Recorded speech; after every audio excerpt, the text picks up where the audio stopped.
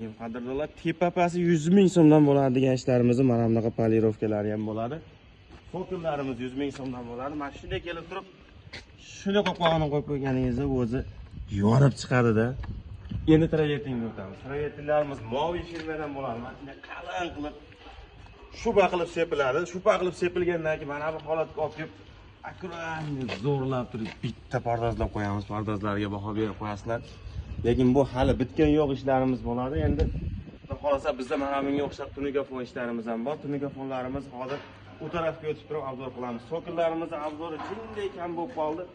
So'killarimiz beton quyilishidan oldin mana bu holatda keladi. So'killarimiz ichlariga mana bunaqa simlaridan qo'yib, simlarini tortib qo'yib qo'ygandan keyin bunda buldozerda ursangiz ham buzilmaydigan bo'ladi. Eng zo'ri 100 ming so'mda ichida mana bunaqa nunlari bo'ladi.